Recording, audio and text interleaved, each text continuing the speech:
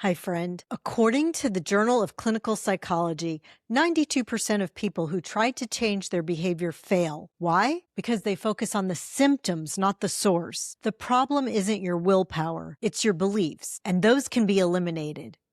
Well, you're in for a real treat today because my guest is Shelly Lefkoe, the preeminent authority on eliminating beliefs that are holding you back in life, like I'm not good enough. So stay tuned because she changed my life. This episode is brought to you by Grand Teton Ancient Grains. Before you spend money on expensive supplements, take a look at what's in your pantry. Grand Teton Ancient Grains makes it easy for you to get more nutrition from the foods you already love. Their ancient grains, flours, and pastas are grown and milled on their family farm without pesticides, herbicides, or glyphosate in nutrient-rich soil. From corazon and emmer berries to millet and rye, their products are packed with flavor and nutrition, and their stone-milled pasta is the best I've ever had. I'm not kidding. Visit ancientgrains.com and discover why Ancient Grains are making a comeback. Free shipping when you fill a box. You'll find that information in the show notes. And now, let's eliminate our limiting beliefs with Shelly Lefkoe.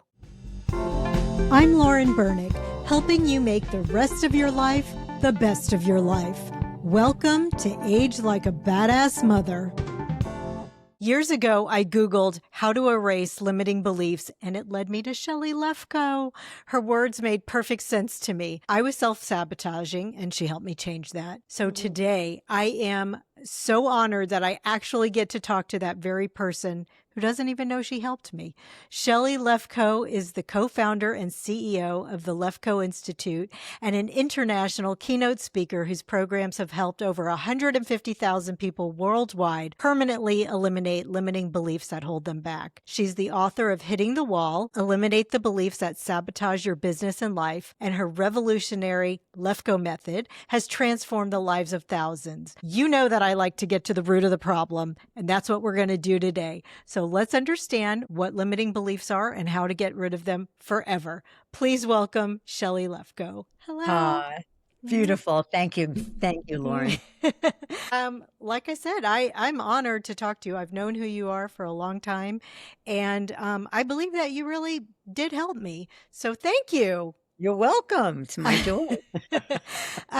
So I know that your late husband, Morty, developed the system. Can tell us something about him. What do you want? Just tell us one thing about him. He was an angel. He was the most extraordinary human being. I'll tell you what they said. That's a great question. And I'll tell you what they said at his memorial. They said he was the most loving man they ever met. They said he was the most non-judgmental man they ever met. My daughter stood up and said, I not only knew I was loved unconditionally every day of my life, but I never felt judged by my father. Oh my gosh. And two people said, I knew him 40 years and I never heard him say a bad word about anybody. And what I'll say about him, he was the real deal. Wow. He had more integrity than anybody I've ever met. How did you meet him? We met at EST, a personal development course that we were both involved with. And I said, he is not the one. My mother met him, and I knew him from around the office. And my mother said, you're going to marry him. And I went, oh, no. He wears Gucci shoes and carries his purse, and he looked like he walked with a stick up his ass, and he looked very serious. And he kept pursuing me, and I kept telling him, you're wonderful. I kept telling him no. And one day he left a message on my answering machine. I know in those days we had that. Right. He said, I know you don't want to go out with me Saturday night, but if you did, where would I make a reservation and what time would I pick you up? I said, that deserves a date. And it was my belief that he was very serious, and that kept me. I wanted somebody who was light and funny, and I kept going out with him, and I kept telling him he's not the one. Like, we'd had a great time. I really enjoyed you, but you're not the one. We'd be in bed, and I would tell him he's not the one. Wow, and he's a very confident man. He was a confident man if he could take that. He would just look at me and go, I got it. What do you want to do tonight? was like, okay. And then What one day I changed? realized this is love. This is it. This is love. Oh my gosh. And then you were What married changed 35 was that years. he got me. He didn't Yeah. try to change my mind. He didn't try to enroll me. He didn't get pissed off. He just got it. So we'd have a great time, great whatever. And we would be lying there and he'd say, what's wrong? And I'd say, nothing. We had a great time. And and I'd say, Morty, I think you're wonderful and I love being with you, but you're not the one. Because I knew I was the one for him. I didn't want to hurt him. And he said, I got it. And one day I just looked at him and I went, you are the most extraordinary human I've ever met. And that was it. I fell in love. Wow. He was like, he had to drip on you like honey, a little at a time until you really got it, right? That's Yep. extraordinary. Wow. And so I know he developed the method. So can we just jump into it? So how did he develop this method? Yeah. So in his life, he struggled. Everything looked like it was going to happen and it didn't. And he was brilliant. And he says he was on what's called a spiritual intellectual journey to discover. Now, listen, everybody, this is very important. He was looking at why we know what to do and don't do it. We know we should exercise. This is a perfect podcast for this. Yep. We know we should exercise and eat well and we'll age better. And we don't. We know we should not go into that relationship and we go in anyway. We know we should wear seatbelts and we don't. So we know we shouldn't yell at our kids and we do. Why do we not do things we know we should do and do things we know we shouldn't do? He was fascinated by this. So he's on a plane going to California to interview for, I won't go into that whole story, but he was journaling and now this is over 35 years, maybe 40 years ago. No, but when I used to say to people, Lauren, that I'm in the belief business, people would say, beliefs? You mean like religious beliefs? Like, what do you mean? Today, everybody's talking about beliefs because people now know you can't make change if you don't change your beliefs. It's very hard, not you can't. So he got off the plane and he did the process on the people who were interviewing him for this assignment. He got it. They were blown away. It was how to keep people off welfare in the state of California. And he came home and he said, I have to show you what happened on the plane. Now, my husband was very modest. So he said, I downloaded it as opposed to I created it. Like I channeled it. Exactly. Right. Okay. And so he sat down, and I'm going to tell you the truth. I usually say it was a friend, but he sat down with his ex-wife, who was part of my family, and she wanted to meet a guy and get married again, and she wasn't. And he said, well, what do you believe? And she said, well, marriage is suffocating and men are selfish. And, she started sprouting all these beliefs. And I sat there and he helped her eliminate one belief. And I say eliminate because I mean eliminate. I don't mean bust them and bang them and all the stupid things people say. And Spirit whacked me on the head and said, this is what you are here on this earth to do. Incredible. And I've been doing it for almost 40 years. I have clients in every country around the world, including Saudi Arabia, which blows my mind. That's crazy. Did his ex-wife meet somebody? Yeah. And there's never been a day where I am not grateful to my core for that moment. Not a day. Wow. It kind of just tells me everything when you said his ex-wife's my family. Like I get that. I get that.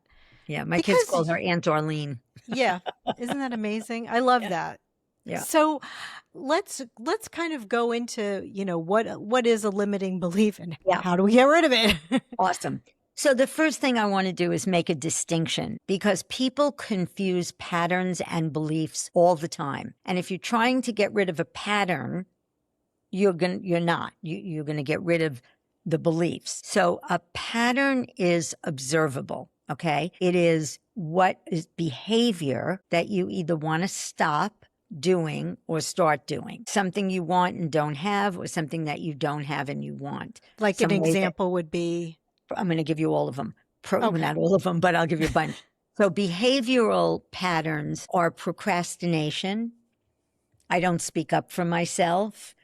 I get into crappy relationships and stay in. I allow people to mistreat me. I'm a workaholic. I'm a people pleaser. Those are all observable patterns. I can watch a video and see you doing those things or not doing those things. I avoid confrontation. That's a behavioral pattern. Emotional patterns are depression, anxiety. You walk around feeling low self-esteem, right? So those are behavioral patterns. Beliefs are a statement about reality that you hold as the truth. That's what a belief is. It's a statement about reality that you hold as the truth. Okay?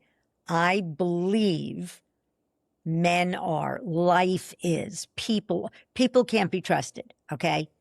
Now, beliefs cause our behaviors. So watch. If you believe people can't be trusted, are you going to have a lot of friends? No. Close friends? No. You might work in a lab alone. You might do solo sports as opposed to team sports. You might be a terrible delegator at work because you can't trust people. You might think your husband's always cheating on you, even if he's not. So beliefs determine what you do, what you feel, and ultimately your reality. If you believe, I have never had a client who had the belief life is hard that said, but my life is easy. People who have the belief life is hard have hard lives. Okay? Where do these beliefs come from? Okay, great question. So we come into this world and we don't know if we're, and I'm going to tell you the 5 most common beliefs in a minute. Okay. We come into the world and we don't know if we're good enough or not. We don't know if money is scarce and hard to get or flows with abundance. We don't know if relationships work or they don't.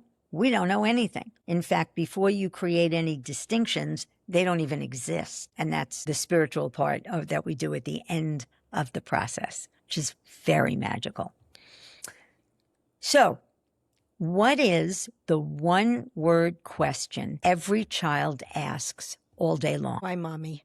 Why? Why? Why? I just had a client right before the podcast. I asked her that question. She didn't have kids. She still answered. Oh, she Why? did know. She did know. Immediately. Wasn't even a hesitation. So everybody knows that the one-word question that everyone asks, every child asks all day long is why. So we come into this world and we get, what's wrong with you? How many times do I have to tell you? Stop it. Your hands are dirty. Get them what? You got an A. You got a B. Why didn't you get an A? So I might have done that one. We wouldn't. So there's no such thing as a perfect parent. So everybody listening to me, don't worry about that. I wasn't a perfect parent and I tried really hard. Nobody's perfect. So child says, why can't I live up to my parents' expectations? Well, I guess I'm not good enough. If parents, and again, I'm not saying this to give you guilt. I'm saying this because you can change it. And if you've done it, you can go back and clean it up. But if a parent is a workaholic and never around, or busy and doesn't pay attention to the kid, or says, I'm listening. So if those of you And who they're are scrolling listening on to their the phone. podcast, I'm looking at my phone. How many of us look at our phones and tell our kids, oh yeah, I'm listening. No, you're not. And they know you're not. So what they conclude is, I'm not important. Why? Why am I not getting attention? Well, I guess I'm not important, right? Now, if you travel, you can FaceTime your kid and say, tell me about your day. I don't care if you have 10 minutes on the road. That will make a difference. So I'm not good enough. I'm not important. If they struggle, oh, I can't pay the bills and we have no money and money's so hard and we can't afford it and you can't have it, you're going to conclude, why? Why is it? Well, I guess money is scarce and hard to get. So that's how beliefs get formed. Now, here's why they stay with us throughout all the personal growth work you do, 15 years of therapy, and evidence to the contrary. I've worked with 5 Harvard PhDs who had the belief, I'm stupid. Evidence doesn't get rid of beliefs. Okay? Because if everybody closes your eye. Close your eyes. And everybody take a deep breath and say out loud, if you can, I'm not good enough. I'm not good enough. Now say, I'm a monkey. I'm a monkey. So when you say, I'm a monkey, it feels silly. When you say, I'm not good enough, how does that feel? I mean, yeah, there's like a twinge. It's definitely not I'm a monkey. I Right. mean, But for most people, Lauren, it feels crappy. I don't want to say it. I don't like to say it. Or they might say, that feels crappy because I don't believe it. If you didn't believe it, it would feel like I'm a monkey. It would feel like just words. So that's the first thing. So if you look at your childhood and you imagine being criticized or being bullied or wherever that came from, and I said to you, doesn't it feel like you saw I'm not good enough? You would say, yes, I saw it. Or if your parents struggled about money, I'd say, doesn't it feel like you saw money is scarce and hard to get? Or life is hard? Or if your parents fought and yelled all the time, wouldn't it feel like you saw relationships don't work? And everybody says yes. Now, here's the juice. If somebody said to you, Lauren doesn't wear glasses, what would you, for those of you who saw her, you'd say, yes, she does. And they'd say, no, she doesn't. You'd say, yes, she does. How do you know? Because I saw Lauren in glasses. So you believe she wears glasses and you couldn't believe. We believe in Santa Claus for 8 years until one day we go, wait a minute, that's not Santa Claus. That's my dad, or that's Macy's guy. Or in that moment, what happens to the belief in Santa Claus? Goes away. It never comes back. This is important. It is impossible to not believe something you think you saw. That is why our beliefs stay with us for our whole life. because you think you saw your parents acting in a certain way towards you. No, you did see your parents acting in a certain way towards you. That is what you saw, but you didn't see, I'm not good enough. That was in your mind. You made that up. And that's how beliefs go away. Now, you have to know there's a whole bunch of steps to the process. You have to, so we break it up by looking at alternative interpretations, and then we have a step about meaning, which I'll talk about a little later, something that will change you. I do have one thing.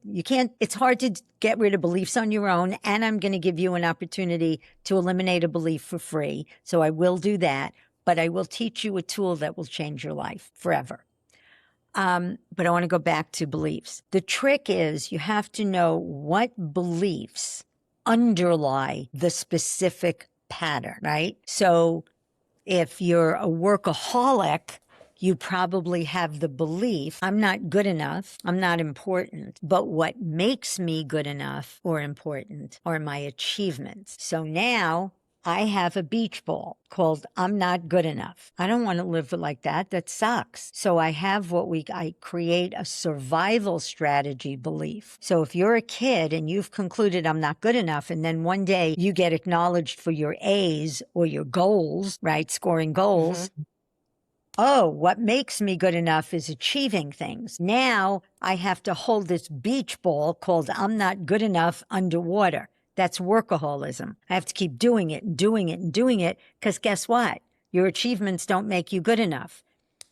If you're the oldest of 10 in a Catholic or any other family, you probably have the belief what makes me good enough is taking care of people because that's what you got acknowledged for. So now we have what makes me good enough is taking care of people. Well, the way to get love is to take care of people. Now I'm holding the beach ball underwater. And if you're listening, I have my fist in front of my face. That's I'm not good enough. And my hand is on top of the fist and I'm holding the beach ball underwater, right? So now I become a caretaker and I become a nurse and I have to keep taking care of people and I take care of the whole family and everybody depends on me because I have to now keep I'm not good enough underwater. So what we do is we get rid of the core belief and then we get rid of the survival strategy belief.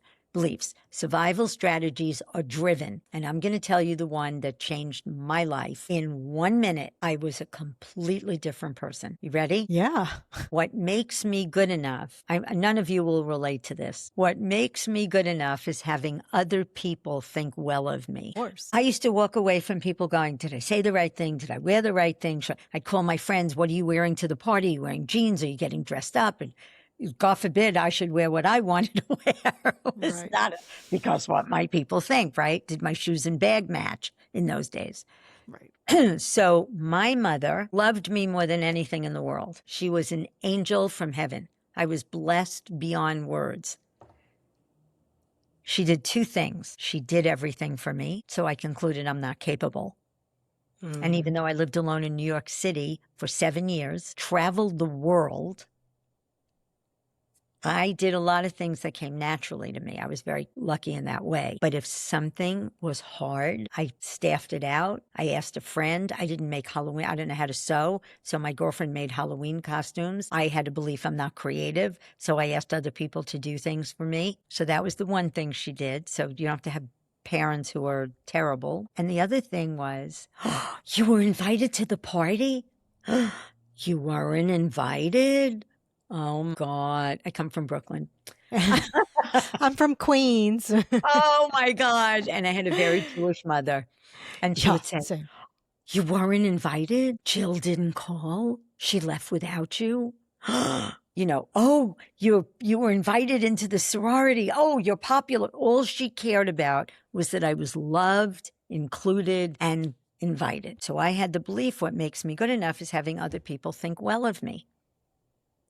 When I got rid of that belief, I became my authentic self. And when I spoke in front of 600 people in Croatia, I knew I'm not everybody's cup of tea. I have clients who love me because I tell them, you want to talk? Go to therapy. This ain't talking. This is do the process. You know, let's get to it. That's what I love. Who wants to spend 15 years talking when you can just, but get rid of it? There are people who want to call and tell me stories. And no, you just have to hear this. Or let me just tell you one more thing. I don't need it. I have the information, and I'm loving, and I'm soft, and I'm gentle. I'm not soft, but I'm gentle. But there are clients who love me, and there are people, Lauren, who wouldn't want to work with me if I paid them. I am not everybody's cup of tea. That's but I for will change your everybody. life. Yeah. Right. And some people love the fact that I'm friendly. I walk into pickleball. I know everybody's name. I say hello to everybody. And some people, most people there love me. And there's somebody I'm sure who goes, who is this woman? Or, you know, why is she so friendly? Or who knows what? But that's okay. Now, it doesn't mean I don't care. Most of the time I don't. But that's not the point. The point is, and listen, everybody, this is so good. I no longer define myself based on what other people think. That's the freedom. That is freedom. That is freedom. And so, okay, so we have a belief that's in the past, and then we give that belief meaning, right?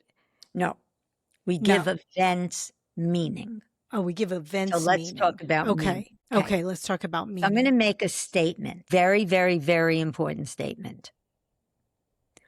All of your emotions come from the meaning you give events. Your husband comes home, doesn't kiss you hello, or your boyfriend comes home, doesn't kiss you hello. Oh, he doesn't love me anymore. He's having an affair. You're going to feel bad. If you give it the meaning, he had a hard day, you might feel compassion. If you don't give it any meaning, he just doesn't kiss me hello when he comes home, doesn't mean anything, you will feel nothing.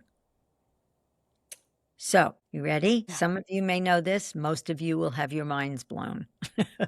So I want everybody to do this with me. Somebody comes into a room that you know and doesn't say hello to you. What might you automatically think? I mean, I'm just going to play along because I'm not the person that feeds into that. But right. Yeah, like, oh, she's mad at me, or, right. You know. But you could say something. If you would, it wasn't about saying something bad. You could say, oh, they're distracted, or they're shy. Right. or they're rude, or they're anything. But whatever you said is meaning. Where did that meaning come from? So you said they're Guess it's just something I made up in my head. awesome. All meaning comes from your head, your mind. If meaning is in your mind, inside your head, do events have inherent meaning? No, based on what you just said, no. Well, based on what I just said, or no? Well, no, they That's don't. clear. Because Yeah. you're saying it comes from your head. Or wait, say that Listen, again. I got confused. I'm not saying anything. Okay, You're wait. Say it again. okay. Ask me again. All meaning comes from your mind. If meaning is in your mind, do events have meaning? That's a good one. Events have consequences. So I have a million examples, but this is my favorite because it makes the point. And then I'll give you the ones that everybody gives me. Yeah, buts. I love yeah, buts. My husband died. We were married 35 years. And just like Lauren's, if you saw her episode with her husband, delicious love, really strong relationship. When he died, I was crushed. I was devastated. Okay. Grieving is healthy. And I grieved. Not getting out of bed is not healthy. And I'm not doing that because I came to this world to have fun. So I used this technique every day and it got me out of bed. And here's the point. The fact that Morty died matters to me. It's horrible. My kids lost their father and he was the best father that was ever put on the planet. But the fact that he died doesn't mean First meaning, I'm going to starve to death. I don't know how to run a business. He left you a business. He left you a business to run. He left me a business to run, and I tripled it. So the fact that I didn't know how to run a business didn't mean I wouldn't be able to. Next day, I don't want to get out of bed. What happened? Morty died. What meaning did I give it? I'm going to be alone for the rest of my life. I'll never have fun again. Well, it could mean that, and it could mean you're going to have a second act, and it could mean, which I haven't found yet, but I will. Are you looking? Yes. Kind of. No. Yes. Yes, I'm listening, looking, but I'm not doing anything because I have a very busy life. But I found pickleball. I play pickleball 7 days a week, pretty much, either days or nights. And that's my joy and my, I have friends. I go out. I have a life, right?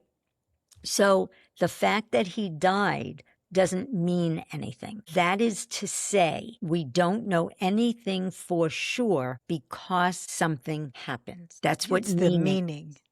The meaning people say, you well, assign. what about getting married? Well, if you get married, that doesn't mean you're going to live happily ever after. It doesn't mean you're not going to live happy. It doesn't mean we don't know anything for sure other than you're married, right?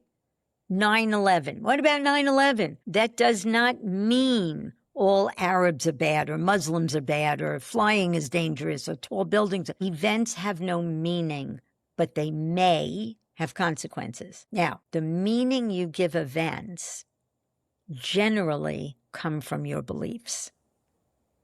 So if you believe people can't be trusted and you see your two friends talking, but their heads are down a little bit, the meaning you're going to give it is, oh, they're talking about me or something like that. If you believe I'll never get what I want, you probably won't ask, and every time you don't, you give it the meaning. See, I knew I would never get what I want. So it's the meaning you give it.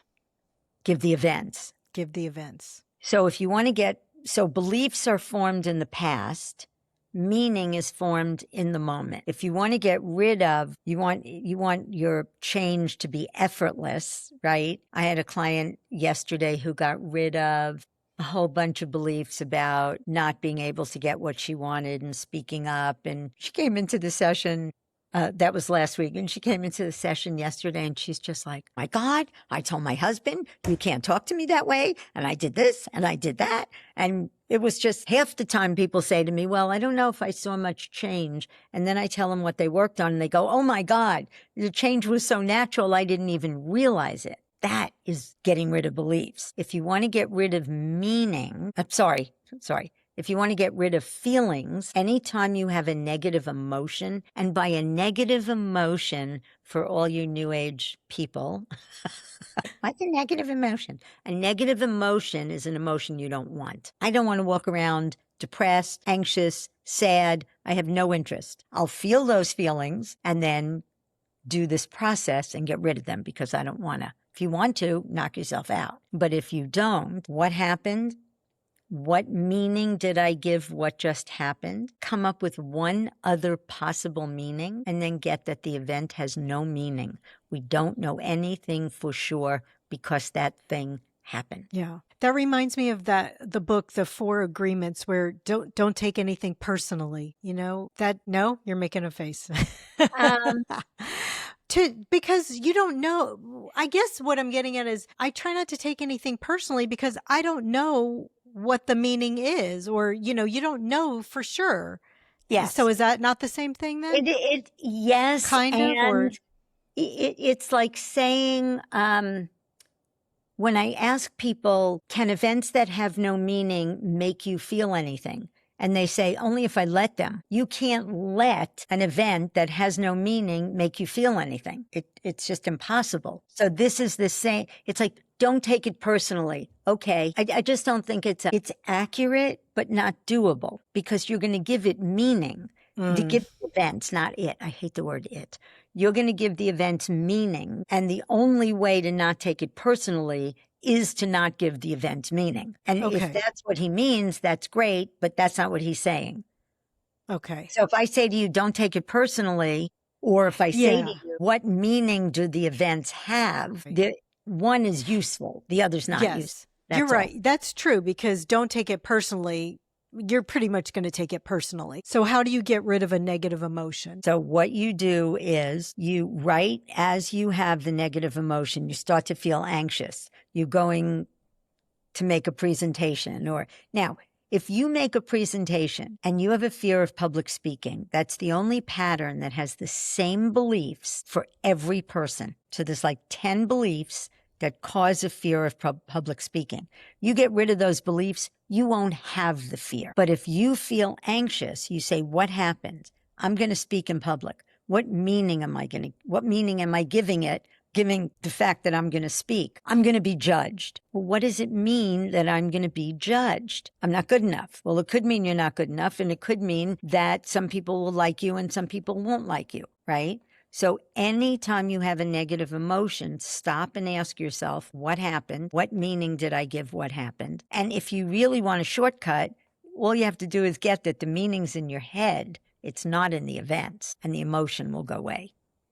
I like to come up with one other interpretation because it breaks it up for me. But I want to go back to, so that's the gift I have. That's one of the two gifts. It stops, my husband did a TEDx talk called How to Stop Suffering, where he teaches this. I watched it. It was great. Oh, you did? Wasn't it great? Uh-huh. Yes. Did you like the cups? The cups? The glasses. Oh. Where I leave the glasses all over the house. Yes, that you left your glasses all over the house. Yes, It got me thinking because, everybody has that in their relationship, right? It's a little things that, you know, okay. But he was giving it the meaning. Yeah. I expected him to clean up after me. I never expected that. I just left him. Right? He said that Shelly uses like 10 glasses. Every time she gets a drink, she gets a fresh cup and leaves them all over the house. And he gave it the meaning that she expected him to clean up after her, which was not true.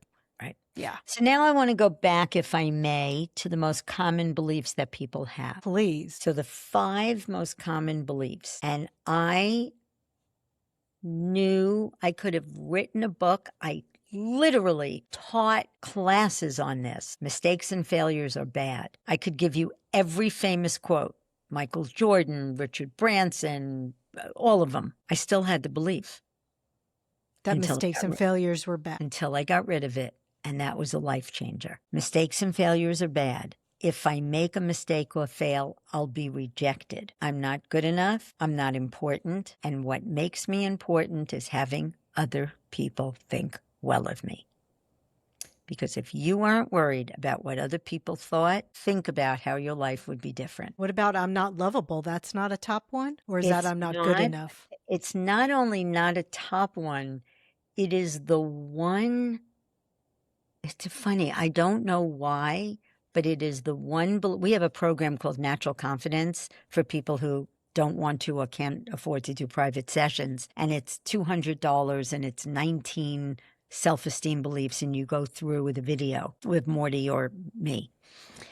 And I'm not lovable is the only belief that's not on there. And I don't know why, but I will tell you. When I tell people to say a belief out loud, sometimes they cry, sometimes they don't. Mostly they don't. It just feels shitty, or they'll look at me like, I don't want to say that. Please don't make me say that. With I'm not lovable, and the belief, there's another belief, it's I'm not worth loving. That's the big one. I'm not worth loving. When I ask people to say that out loud, they either start crying, they can't say it, or they look at me like I'd rather rip my nails off and bleed than say those words. That's how intense that belief is.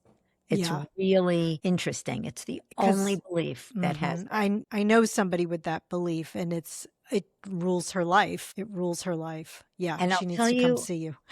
I'll tell you a wonderful, wonderful story about that belief. Because I want you, for those of you who had parents who were not affectionate or loving, so I had a client who had the belief, I'm not worth loving and I'm not lovable. And where he got it from was when he was little and he would run to his mother to hug her, she would go like this. So for those of you listening, I'm pushing my hands away. Like imagine pushing a child away. And that's what she used to do. So I'm going to cry because I always cry when I tell the story. Maybe I won't now. So he gets rid of the belief and he goes to his mother's house and he rings the bell and she opens the door and he goes to hug her and she goes like that. She pushes, and not in a mean way. I'm not pushing just like a little gentle pushing away, right? But this time he says, no, no, no, no, no. And he gives her the next night, he goes to her house. He rings the bell. She opens the door. He goes to hug her. She goes like this, and pushes him away. And he says, no, no, no, no, no. And he gives her a big. The next night, he goes to her house. He rings the bell. She opens the door and she hugged him. Why? Because she knew she wasn't going to get rejected. What? It was her belief. I'm not lovable. I'm not worth loving. If I don't push people away, they'll push me away first. That's It was so sad. her fear of rejection. It wasn't about him. Wow. That's what's so powerful about beliefs. It's crazy. So, that's an incredible story about beliefs and dissolving them. But there was something in I heard one interview with you and it was talking about raising children. This reminds me because, you're talking about raising this little child and pushing them away. But, you had the knowledge to raise your children with, I know you would say like learning opportunity instead of, you made a mistake or whatever. And so you just had all this knowledge to raise your children better. But like the example that made me shudder a little with, when you got to like, oh, you got a B, you could have gotten an A. Well, we used to say that to one of our kids because this kid's so smart. She'd never pop a book.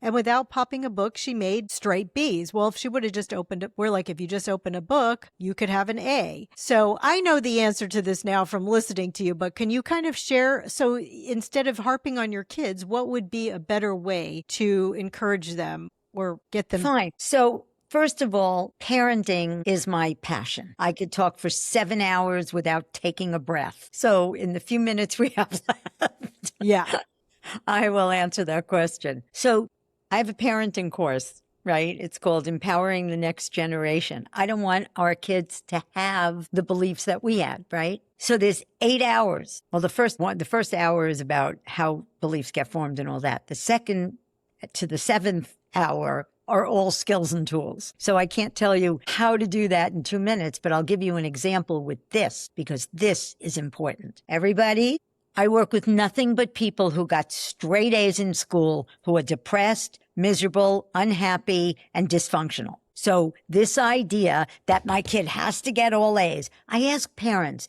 do you excel at everything? Right. Nobody No, has of course. ever said yes to that question. Nobody excels at everything. Why would you expect your kid to? It's so ridiculous. Why do they need to get an A? It's insane. And I am so sick of hearing, I'm not good enough. Where did that come from? And A's and A's. It's like, why? A B. Do you know that when my kids went to an alternative school with no grades, because I didn't want to have all this conversation. That's smart.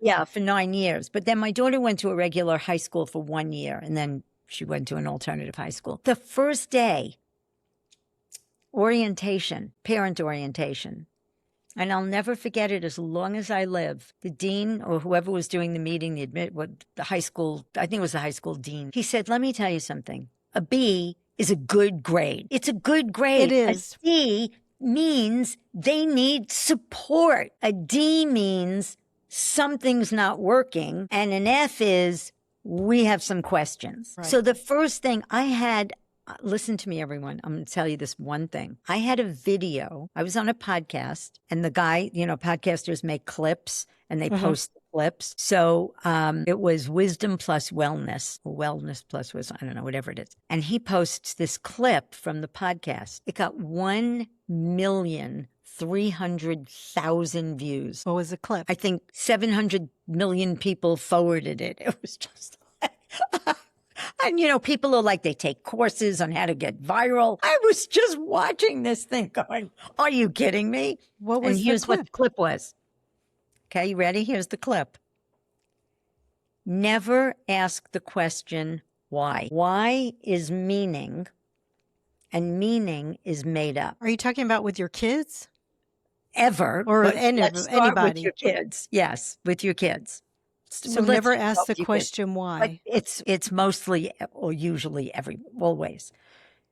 Even if you knew why is not powerful. It's like, I'm frigid because I was molested as a kid. Now what? Why is not powerful? You ask a kid, why don't you want to go to school? I don't know. Why don't you like school? I don't know. Why anything? I don't know. But if you ask your child, what is happening at school that has you not want to go? Guess what my client found out? What? Her kid was being molested. At school? At school. Oh my gosh. Okay. But she didn't. Why don't you want to go to school? I don't know. Why don't you like school? I don't know. What is it about what is school? happening school? What? I once had, I won't go into the whole story because it's my speaking on parenting story, but I'm a crazy person about brushing teeth because I had to have all my teeth capped because I didn't floss and brush long enough. And I was almost forcing my daughter to brush her teeth. And a little voice in my head said, which is what I teach, at what cost? If she concludes I'm powerless, I don't want her to brush her teeth. So I backed away and I said, I'm not going to force you, but I have a question. And I said to her, if you don't brush your teeth, you're going to be talking like this and you're going to have no teeth on your mouth. But I said to her, what is it about brushing your teeth that you don't like? And she looks at me and she goes, and she was little. She was maybe, I don't think she was 3. And she looks at me and she goes, the toothbrush hurts my gums. Bam! We'll get a softer one. I don't like the taste of the toothpaste. Bam! We'll get a different one. Yeah. What is a powerful question? Why is not? You're absolutely right about that. And the other thing that I think that I took away from listening to you about parenting was consequences. So instead of me saying to my kid, why, if you would just pop a book, you could have an A, like that doesn't really matter. You're right. But I could have maybe said something like,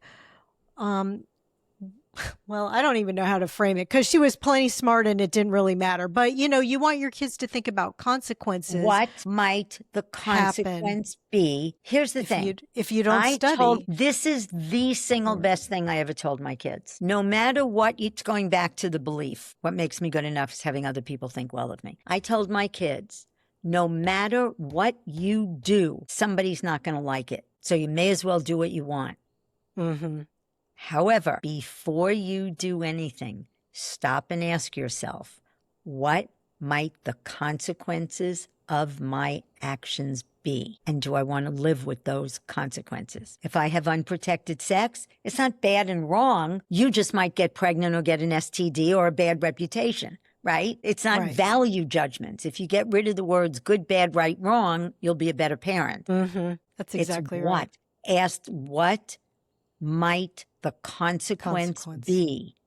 Or if they do something and there is a consequence, you can ask them, what happened? My daughter lied. In my house, you don't lie. Anything but lying. And my husband said, Britt, what were you thinking? And she said, and she told us, she said parents would be home and the parents weren't home. There was a 27-year-old sister home. And we found out, and he said, how do you feel about it? And she said, well, I feel sleazy. And he said, how come? And she said, what is it that makes you feel sleazy? And she said, you always treat me with dignity and respect. We told our kids, don't treat us with dignity and respect because we're your parents. That's how you treat people. We'll treat you that way. You treat us that way, right? You can say, I hate you, but you can't say, go fuck yourself. That's not okay, right? Yes.